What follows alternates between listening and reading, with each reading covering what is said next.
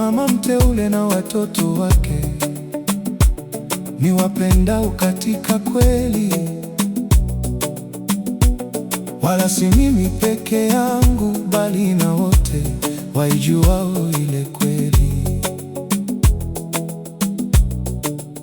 Kwa ajili ya hiyo kweli kaayo ndani yetu, na itakuwa pamoja nasi hata milele.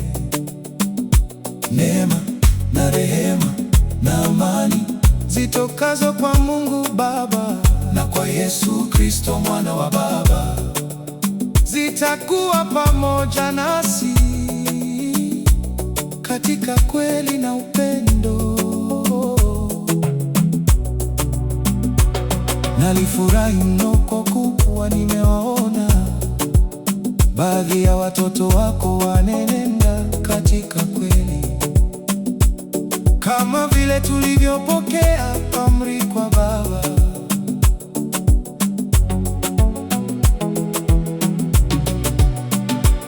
Na sasa mama, nakuomba, si kwamba nakuandikia amri mpya, bali ile tuliyokuwa nayo tangu mwanzo, kwamba tupendane.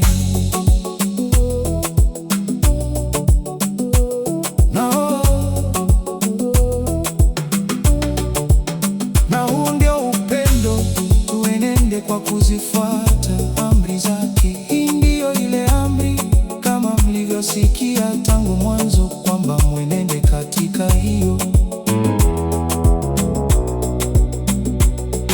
Kwa maana wadanganyifu wengi wametokea duniani, wasiokiri ya kuwa Yesu Kristo yuaja katika mwili. Huyo ndiye yule mdanganyifu na mpinga Kristo.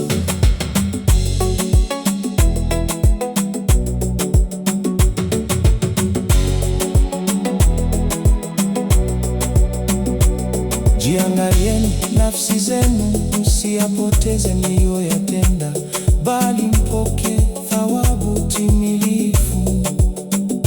Kila apitaye cheo wala sidumu katika mafundisho ya Kristo, yeye hana Mungu. Yeye adumuye katika mafundisho hayo, huyo ana Baba na Mwana pia.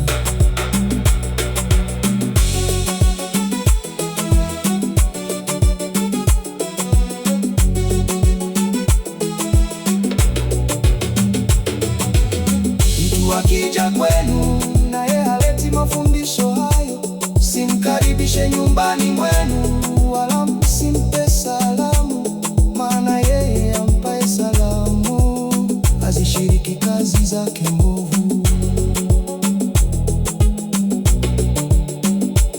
Kwa kuwa ninayo mambo mengi, sitaki kuyaandika kwa karatasi na wino,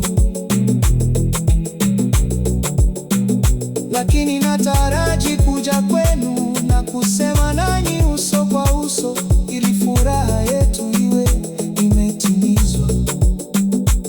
Watoto wa ndugu yako aliye mteule wakusalimu.